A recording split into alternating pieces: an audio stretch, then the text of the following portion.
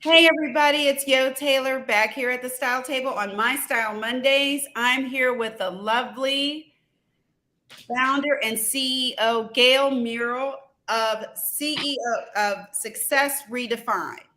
So what does that mean? That means she helps us kick the butt of imposter syndrome.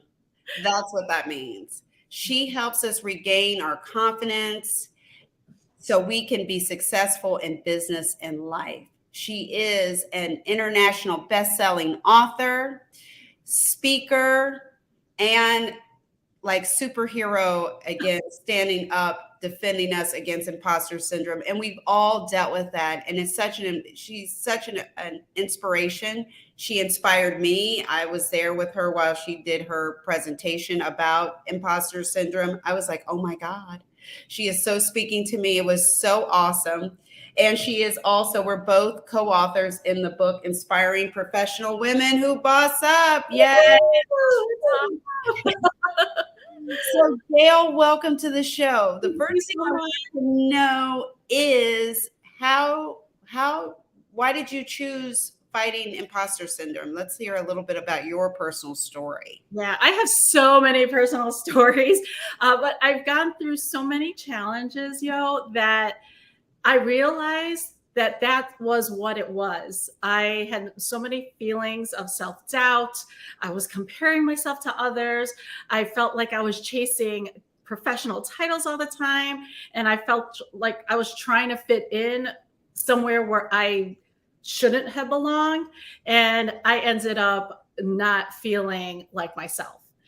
And throughout my journey in my personal life and my professional life, I kept having this feeling like, why am I feeling this way? What am I doing wrong? I always felt it was me. And one of the stories that I'd love to share is I was an awkward child growing up. I had started my period at a very, very early age, much younger than most girls. And I bloomed and blossomed quicker than my peers. And of course, there were a lot of looks and of either jealousy or just making me feel like a freak. And I felt so unwanted. And I ended up trying to fit in with my peers even more, like trying too hard. And of course, that was total epic failure.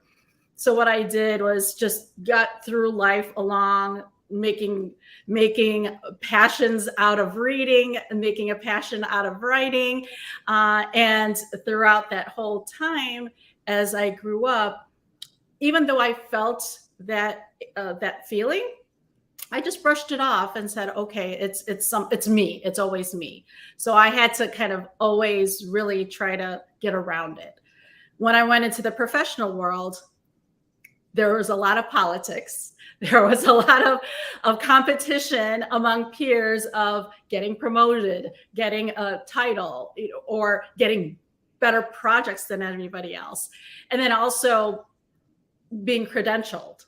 One of the things that I talked about in the book, I'm not going to totally give it away, but I talk about my professional challenges in getting a project management professional certification, which I thought I was totally good at.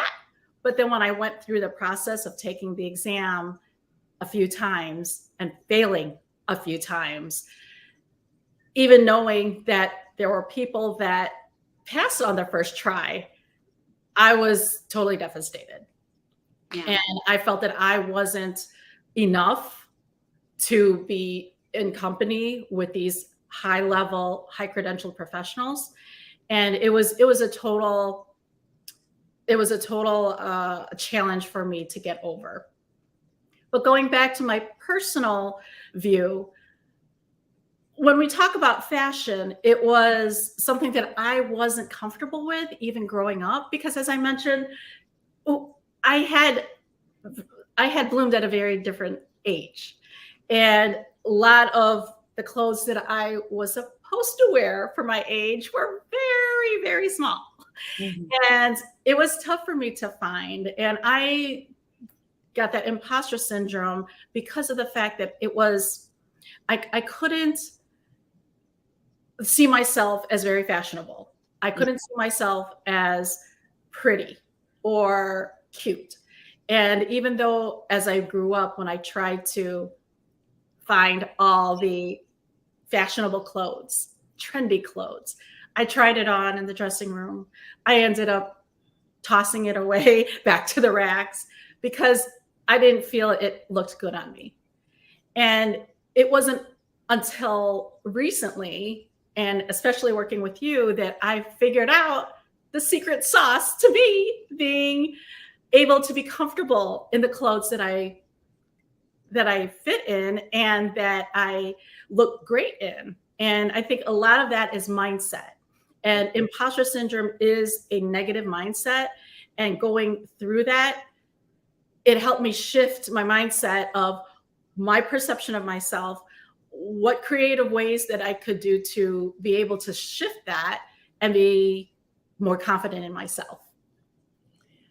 That is it in a nutshell. You guys, I'm telling you, when she was speaking about some of the personal things as far as when you're young and you're awkward, you were talking about being short.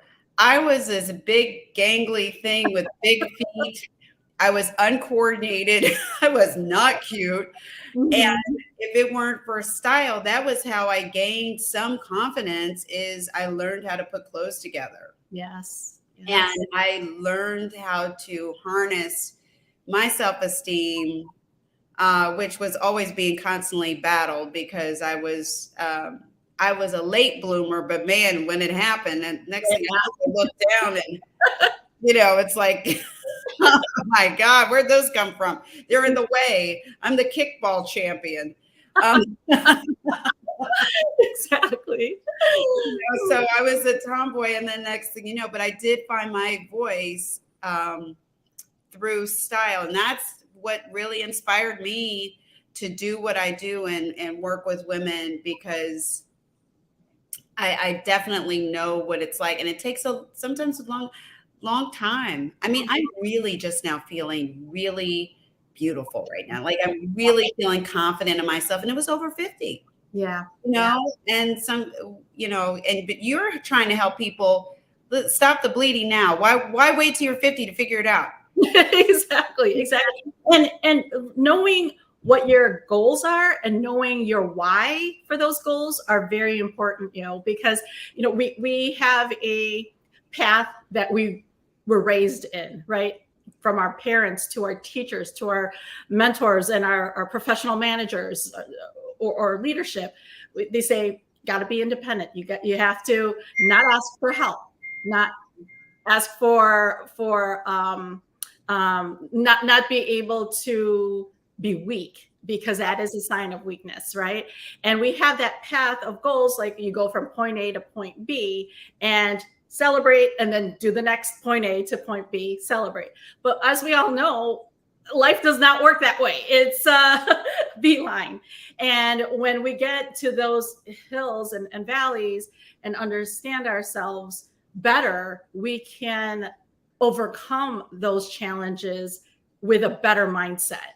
And if it's redefining your success, redefining your why, and if those goals are the same, maybe the approach has to be a little different, and maybe it's not working, and maybe it's your why is different than it was before than it is now. And the self-assessment of that is very critical to moving forward and being able to overcome that, because if not, then you're just going to be stuck on that hamster wheel, constantly going, Mm-hmm.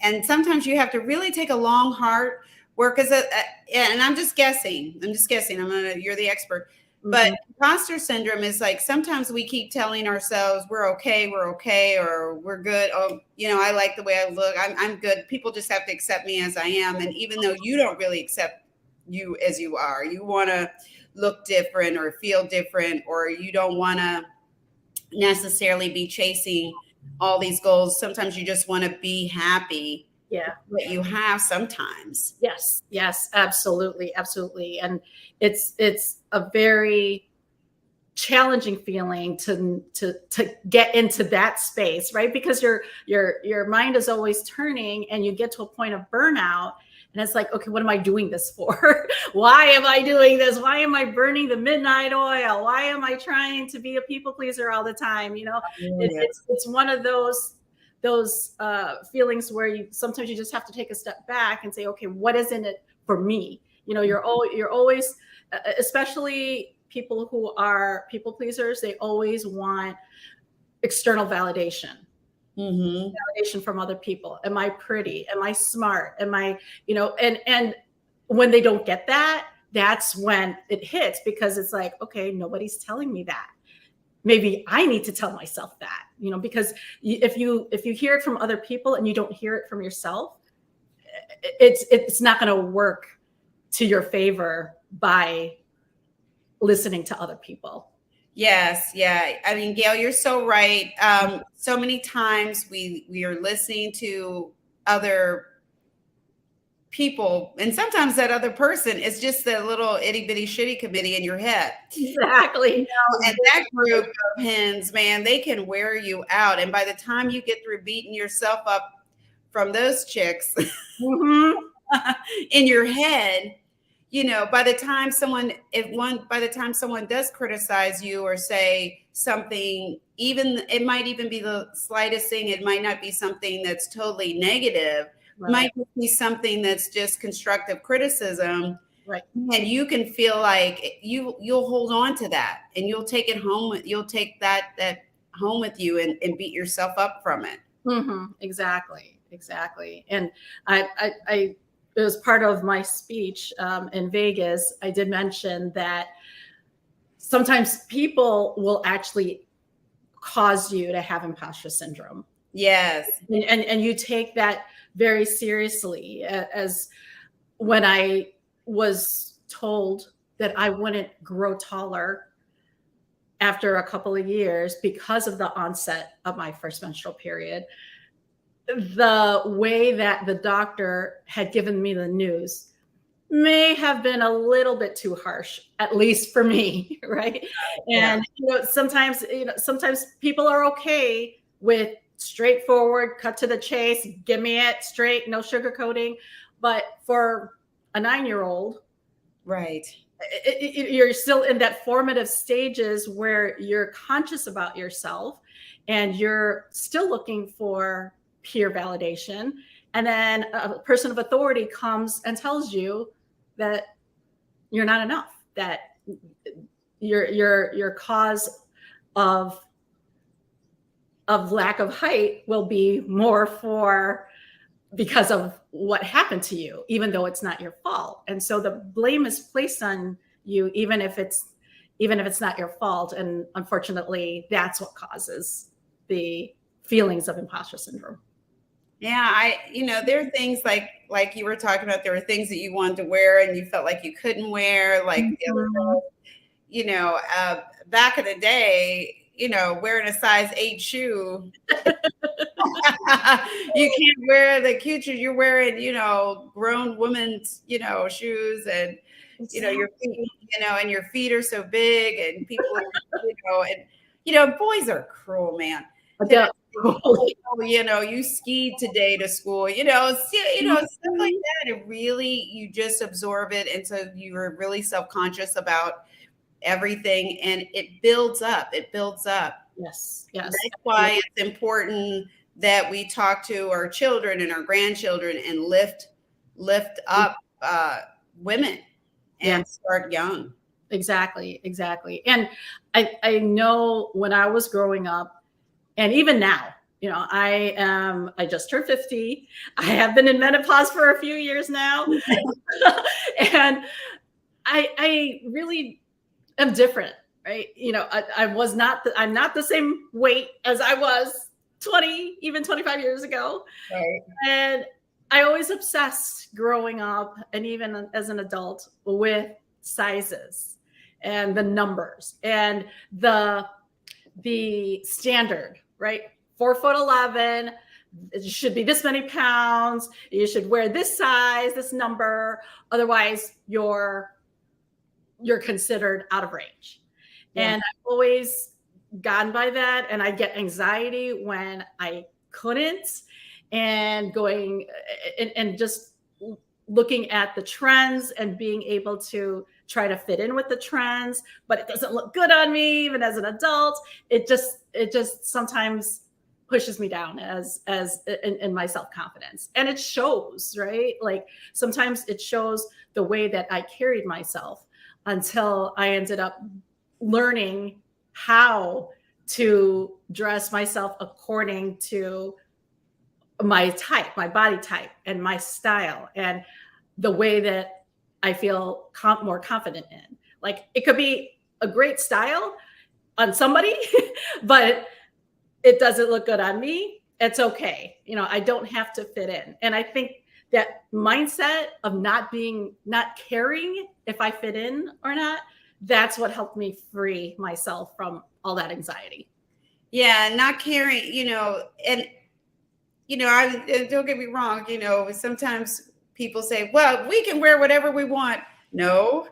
What really left, I'm all for, body acceptance, but you want to wear clothes that fit you correctly. Right. So you're not pulling and tugging and feeling self-conscious. Right.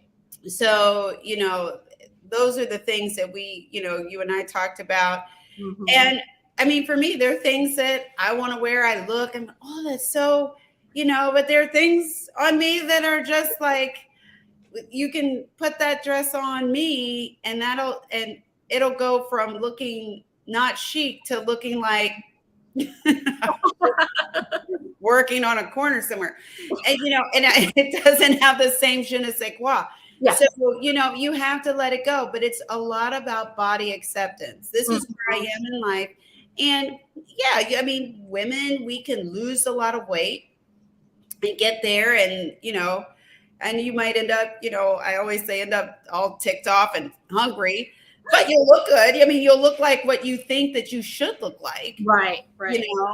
But you're also feeling, not happy. And all of that translates because that's a part of imposter syndrome. Mm-hmm. You're trying to be something that is not genuine. Real. Yeah. Not genuine. Yes. Exactly.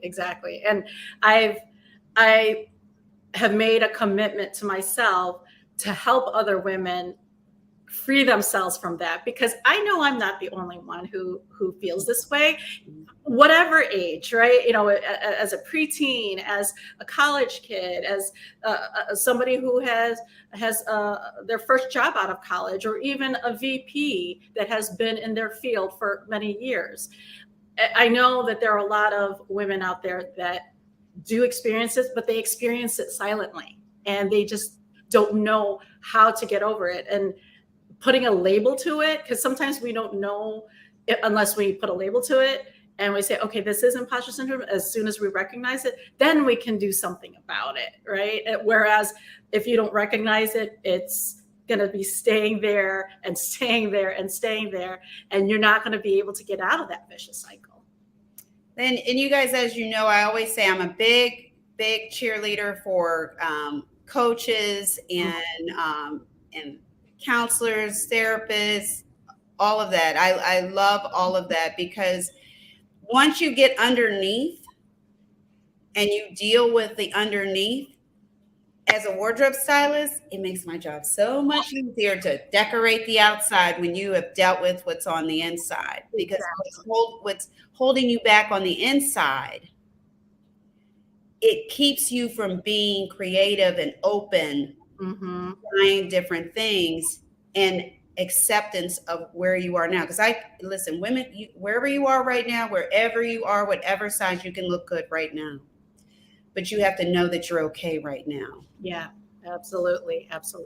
And it's really, really important to know what the causes. I mean, as you mentioned, some of these symptoms and behaviors of imposter syndrome can go back to childhood trauma or adulthood trauma, whether it's a professional trauma or personal trauma.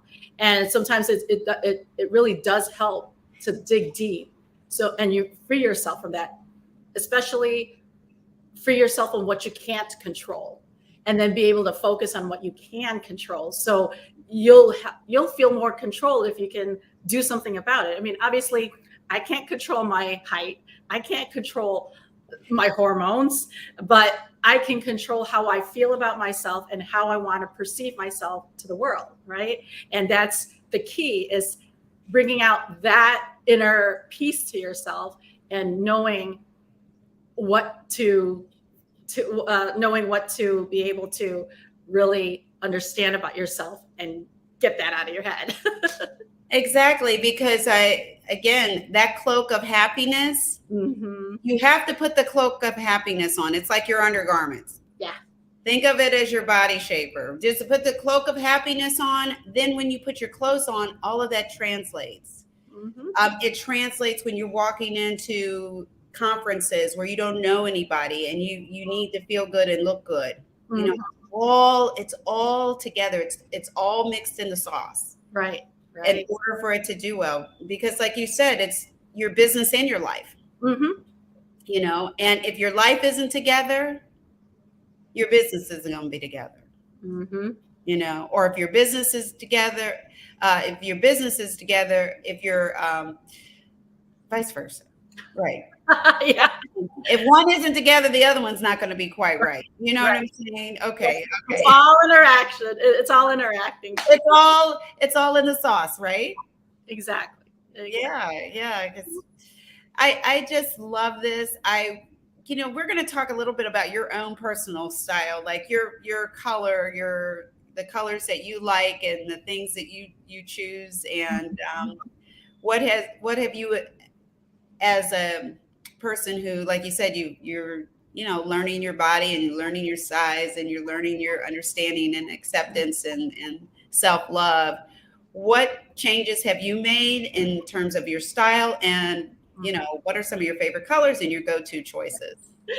I realized what type of fit and what type of style of clothing that I actually look good in for my body type. And I actually was excited because I hated shopping before this. I hated it. I really hated it. And the fact, like I mentioned before, it's like when I look at something that's fashionable and then I try it in the dressing room and it's like, nah, and sometimes it's just me. It's just, my, friends or family would say, oh, that's totally good on you, but I wouldn't feel that it would be good on me. But looking at my body type, looking at the styles that complement my body type and my height, and accentuating my features, I think that's what really gave me the confidence. Trying like my dress right now, and making me feel elongated, and adding accessories, and it's just little things that I changed on my own that made me feel like very, very confident. And not looking at the numbers anymore. I don't care about the numbers anymore. And that was one of the keys to my acceptance, is not looking at the numbers, not looking at what the standard is, but how I actually feel in it. And interestingly enough, once I did this, I took a look at the pictures that were taken of me, that new look, and you could see I look so much different. I'm more radiant because I'm more confident, and I felt really good about myself. And there are times, sometimes, maybe this may not have been a good choice for me, right. But it's not as depressing anymore, and I don't get into that lull again where I have imposter syndrome. It's like, okay, well, not everything will work, because sometimes when you see it on other people, it may not look good on you. But at the same time, I think that those are the changes that I've made that really helped me gain my self-confidence. And people do compliment me. I started getting a lot of compliments saying, hey, that look really looks good on you. You should get more of those dresses or whatever.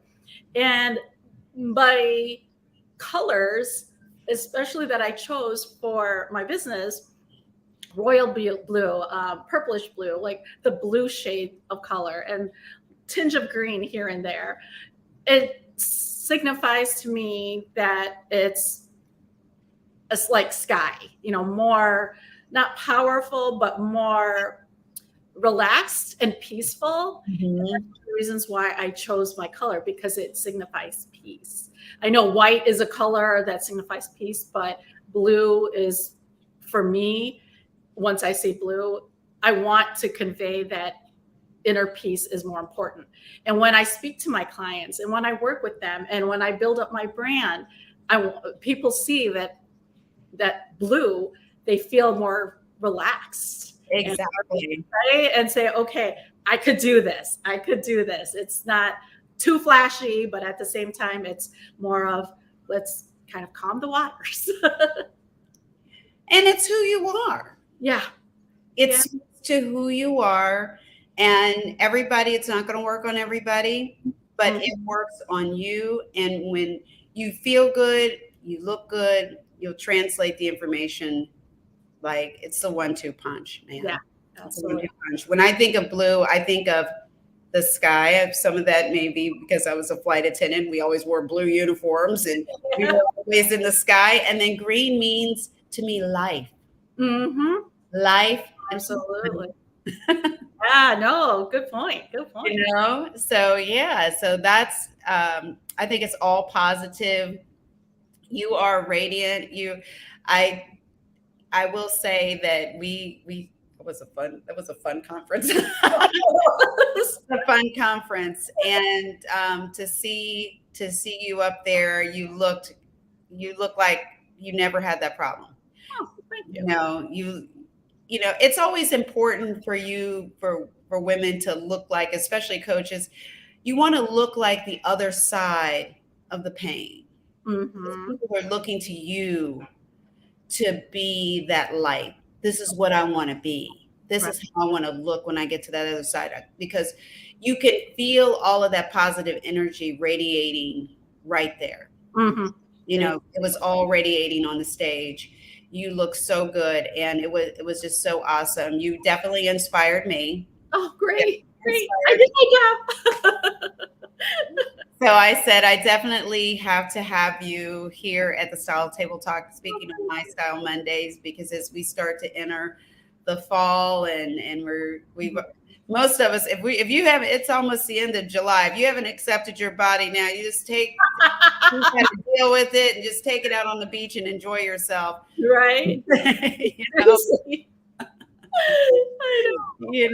So, but thank you so much for coming and sharing your story. I need you to tell everybody how they can get in contact with you. And she's also going to drop her contact information in the comments so you guys can connect with her directly. Yes.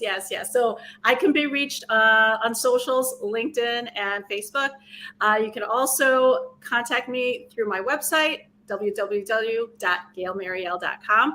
And a special gift for everybody who does check out my website, I do have a self-discovery journal, which helps you identify what type of imposter syndrome that you're facing, taking a step back and reassessing your goals, your current challenges. Because sometimes when we are at an emotional level, when we have issues and challenges, it's hard to really focus on what the next step is. Mm-hmm. And the journal will help us really take inventory of our goals, our challenges, what we really want, what our why is. And then with that, we'll be able to identify what type of imposter syndrome you have and what steps to take to overcome that, especially immediately, because there are some high level immediate things that you can do. So for those who would love to explore that from your self perspective, take a look at the website, grab the freebie, and looking forward to connecting with you and continuing the conversation. All right, you guys, you heard it. You know where you can find me, Yo Taylor at the Style Table. I'm on LinkedIn, I'm on Instagram, I'm on Facebook, and you can see Gail and many other fabulous women on my YouTube channel. at the Style Table LLC. Please subscribe to my channel. I really, really appreciate the support. And I will see you next Monday at 7 p.m. on My Style Mondays. Thanks, everybody. Thanks, Bye. you.